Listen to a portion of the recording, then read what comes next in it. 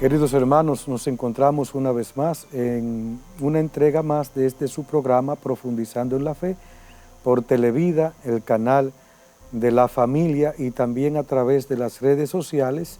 Por eso mi saludo cordial a cada uno de ustedes en cualquier lugar donde se encuentren, pidiendo siempre al Señor que derrame sus gracias, sus bendiciones. Vamos a pedir nuevamente el auxilio del Espíritu Santo, que es quien nos ilumina nuestra mente, quien nos conduce. Oh Espíritu Santo, don de Dios y fuerza de lo alto, fuente de agua brotante de vida eterna, desciende y mora en nuestros corazones. Haznos verdaderos adoradores del Padre, testigos de Jesús, para llevar su nombre hasta los confines de la tierra. Amén. Y oremos inmediatamente con el Salmo 15. Protégeme, Dios mío, que me refugio en ti. Protégeme, Dios mío, que me refugio en ti. Yo digo al Señor, tú eres mi Dios. El Señor es el lote de mi heredad y mi copa. Mi suerte está en tu mano. Bendeciré al Señor que me aconseja. Hasta de noche me instruye internamente. Tengo siempre presente al Señor. Con Él a mi derecha no vacilaré. Por eso se me alegra el corazón, se gozan mis entrañas, y mi carne descansa esperanzada, porque no me abandonarás a la región de los muertos, ni dejará a tu fiel conocer la corrupción. Me enseñarás el sendero de la vida, me saciarás de gozo en tu presencia, de alegría perpetua a tu derecha. Hemos pedido al Señor que nos proteja. Protégeme, Dios mío, que me refugio en ti. Yo digo al Señor, tú eres mi bien. Los dioses y señores de la tierra no me satisfacen, sino que tú, Señor, eres mi Dios y mi Señor. A ti te he entregado mi vida, protégeme de todo peligro, de todo mal. Y este salmo se aplica a Jesucristo, por eso no conocerá la corrupción. Jesucristo no conoció la corrupción del sepulcro. Y el Señor escuchó sus gritos. Naturalmente tuvo que pasar por la muerte, pero la muerte no venció, sino que venció la vida y por eso resucitó de entre los muertos. La vida no puede morir, si no, no sería vida. La vida es para siempre y la vida es Dios mismo. El Evangelio está tomado de Juan 17, 20, 26. En aquel tiempo, levantando los ojos al cielo, oró Jesús diciendo: no solo por ellos ruego, sino también por los que crean en mí por la palabra de ellos, para que todos sean uno, como tú, Padre, en mí y yo en ti, que ellos también sean uno en nosotros, para que el mundo crea que tú me has enviado.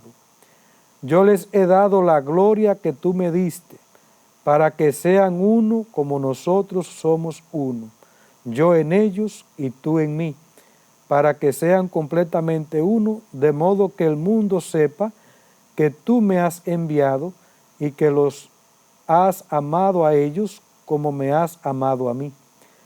Padre, este es mi deseo, que los que me has dado estén conmigo donde yo estoy y contemplen mi gloria, la que me diste, porque me amabas antes de la fundación del mundo. Padre justo, si el mundo no te ha conocido, yo te he conocido, y estos han conocido que tú me enviaste.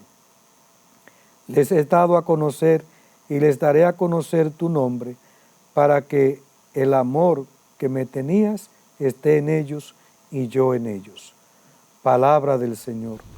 Gloria a ti, Señor Jesús.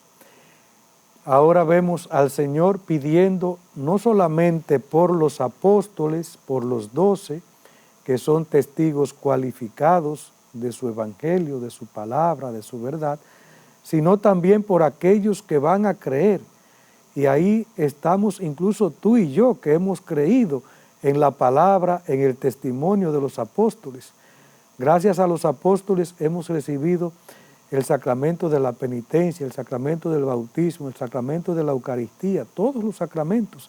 Gracias a ellos hemos recibido también el Evangelio, la palabra de Dios, que ha ido transmitiéndose en la iglesia de generación en generación por obra del Espíritu, y porque la palabra del Señor se cumple. Pasan el cielo y la tierra, pero la palabra de Dios jamás pasará.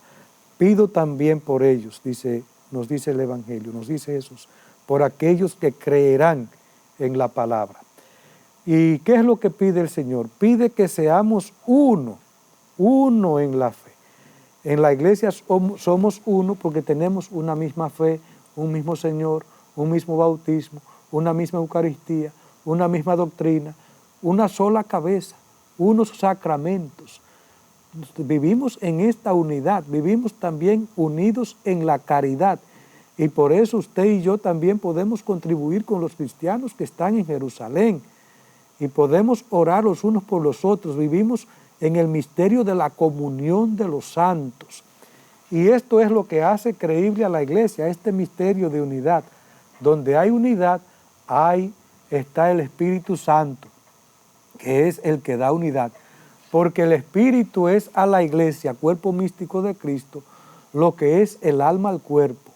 Así como el cuerpo está compuesto de muchas células, de muchos órganos, de muchos aparatos, y cada uno con una función particular, así también somos en la iglesia. Cada uno es como una pequeña célula, y esas células forman pequeños órganos, y esos órganos forman aparatos. Así también en la iglesia todos cabemos, caben los carismáticos, caben los cursillistas, cabe la pastoral social, cabe la pastoral juvenil, todos cabemos, unidos por el mismo espíritu, caben los chinos y caben los japoneses, todos unidos en la misma fe, Y este es el testimonio de unidad, de amor que el Señor nos invita a dar, y lo que nos hace creíble. En la primitiva comunidad cristiana, lo que llamaba la atención en los creyentes era el ver cómo se amaban los cristianos, cómo vivían, cómo eran solidarios, cómo partían el pan, cómo no solamente oraban juntos, sino que realmente eran una comunidad de hermanos. Y ese sigue siendo el testimonio de fe, para que crean en ti y crean también en mí, crean en la obra salvadora del Señor. Hermanos, vamos a hacer ahora una pausa y continuamos dentro de un momento desarrollando nuestro programa.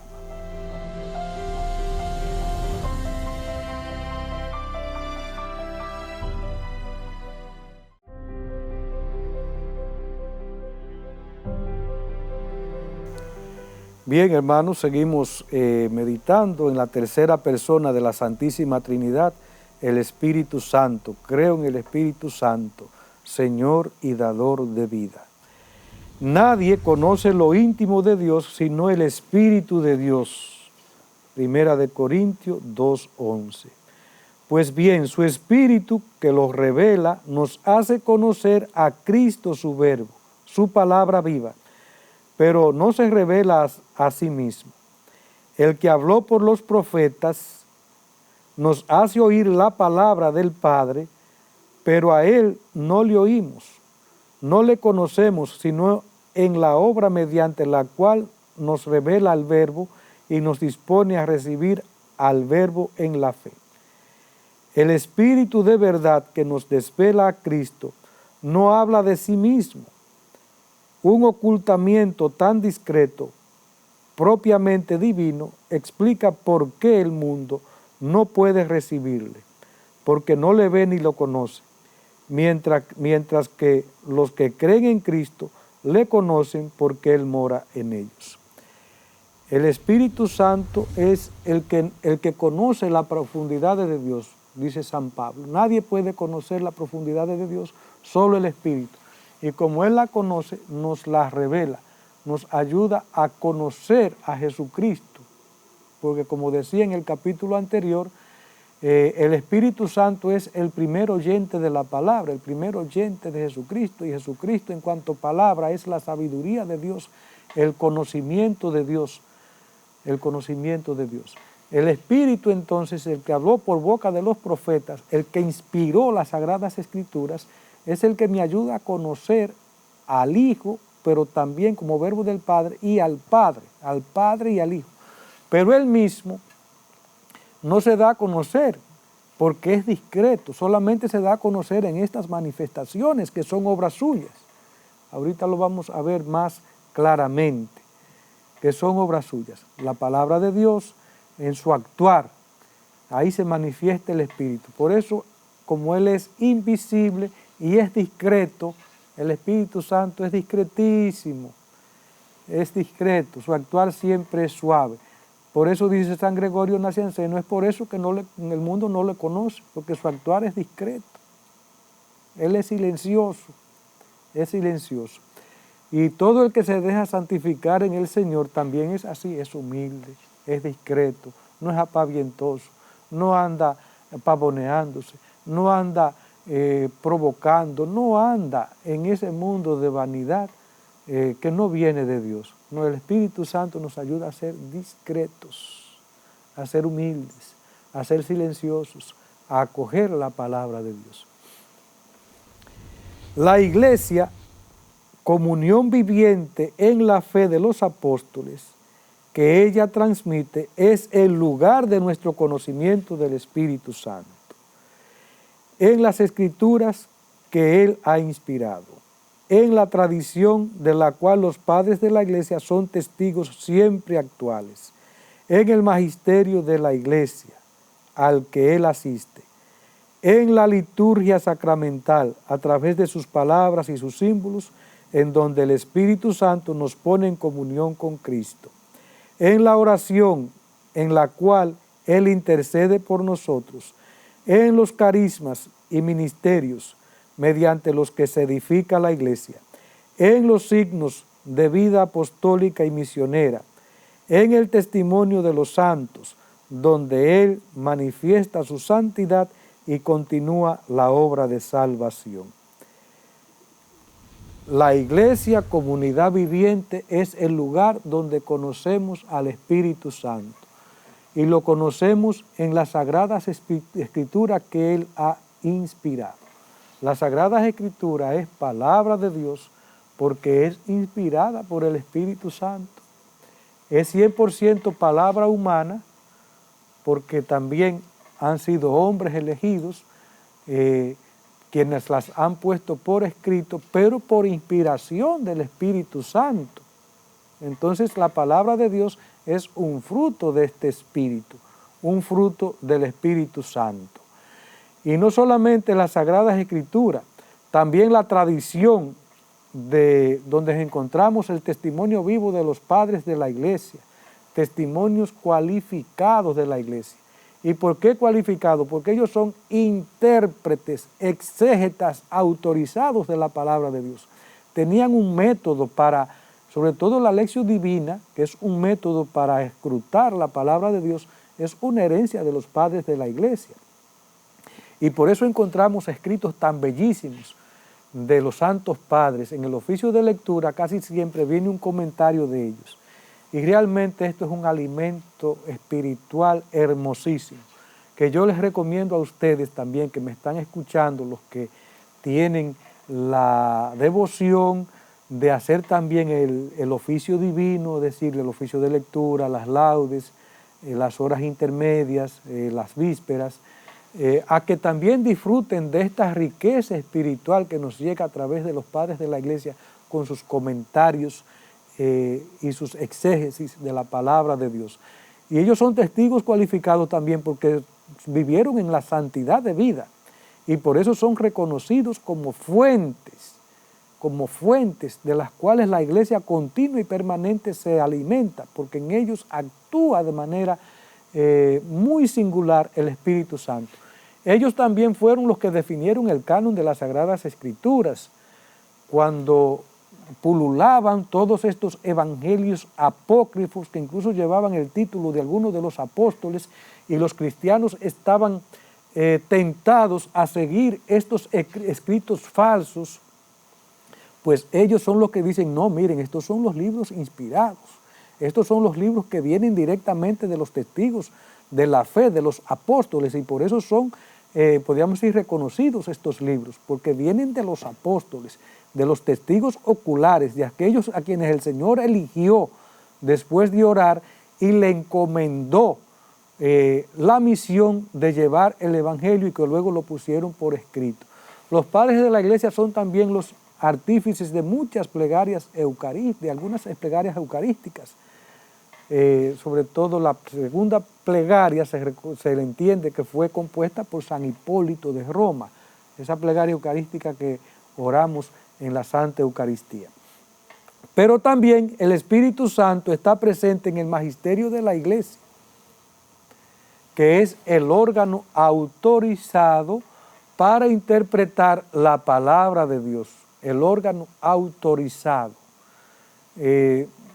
No se trata simplemente de libre interpretación, por supuesto que todos tenemos el Espíritu y tenemos la fe y podemos leer la palabra de Dios, pero el organismo autorizado para interpretar esta palabra es el magisterio de la iglesia, y ese magisterio nos llega de manera ordinaria y de manera extraordinaria, sobre todo a través de los concilios. Después de cada concilio hay un documento, tenemos el Concilio Vaticano II, que ha sido el último, ahí ha hablado la iglesia, y ahí ha habido un nuevo Pentecostés, una manifestación del Espíritu, también en los escritos del Santo Padre, en esas encíclicas, cuando hay un sínodo también, y la iglesia escribe un documento, pero no es solamente la voz de uno, no es la voz del Papa y unido a los obispos, pero los obispos también han pedido, podríamos decir, la opinión y la visión de los fieles.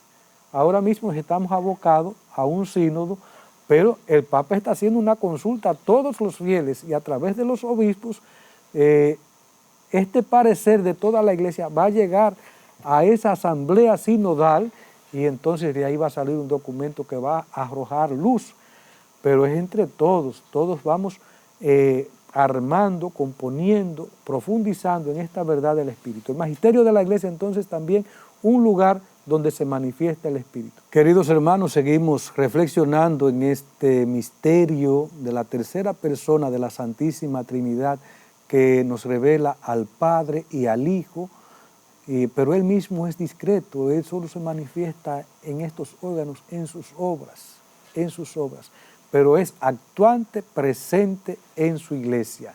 Y decíamos que se manifiesta en la Sagrada Escritura, que ha sido inspirada por el Espíritu Santo, que habló por boca de los profetas y que ahora también inspira los evangelios y las cartas de Pablo y de Juan, en fin, también que actúa en el magisterio de la iglesia, órgano autorizado, en los santos padres que estuvieron ahí al origen, pero también el Espíritu actúa en la liturgia sacramental a través de sus palabras y sus símbolos, en donde el Espíritu Santo nos pone en comunión con Cristo. En la liturgia, ahí actúa maravillosamente el Espíritu de Dios a través de las palabras, porque siempre que celebramos un sacramento, así sea fuera de la Eucaristía, siempre se parte de la celebración de la palabra, es decir, de la lectura del Evangelio, de la oración con el Salmo, de algunas de las lecturas también del Antiguo Testamento, donde nos manifiesta, donde se nos explica este sacramento que luego, después de proclamar la palabra, se va a vivir. Todos los sacramentos tienen esta estructura. Primero la palabra, después la celebración del sacramento como tal. Generalmente los sacramentos se recomiendan, y así se hace por lo general, dentro de la Eucaristía, pero también los sacramentos pueden celebrarse solos, es decir, fuera de la Santa Eucaristía, cualquiera de los sacramentos. Entonces, ahí actúa el Espíritu Santo, que nos pone ya en comunión con Dios, no solamente por la escucha de la palabra, sino también por la cantidad de símbolos, la luz, el agua, las flores, el pan y el vino, el aceite. Todos estos son símbolos donde actúa eficazmente el Espíritu Santo, poniéndonos realmente, aunque sacramentalmente, en comunión con Dios. También en la oración en la cual intercede por nosotros. Ya dice San Pablo que nosotros no sabemos pedir como conviene y por eso viene a nosotros el auxilio del Espíritu Santo. Hasta para eso necesitamos el auxilio de Dios. Sin Él no podemos hacer absolutamente nada. Esas palabras de Jesús son categóricas. Sin mí ustedes no pueden hacer nada. La oración entonces, que conoce lo profundo nuestro, ahí viene también el Espíritu a asistirnos. Y de ahí también, justamente por esto, nosotros iniciamos la oración de la iglesia, la oración de los laudes, no en nuestro nombre, sino pidiendo en el nombre del Padre, del Hijo y del Espíritu Santo. Y la oración de las laudes siempre decimos, Señor, ven en mi auxilio. Luego decimos, date prisa en socorrerme. O Señor, abre mis labios. Esta invocación ya estamos pidiendo al Señor, al Espíritu Santo, Señor y Dador de vida, que venga en nuestro auxilio para poder proclamar las alabanzas de Dios, para poder escuchar su palabra, para poder pedir como conviene, pedir según los deseos de Dios. También se expresa este espíritu en los carismas y ministerios mediante los que se edifica la iglesia.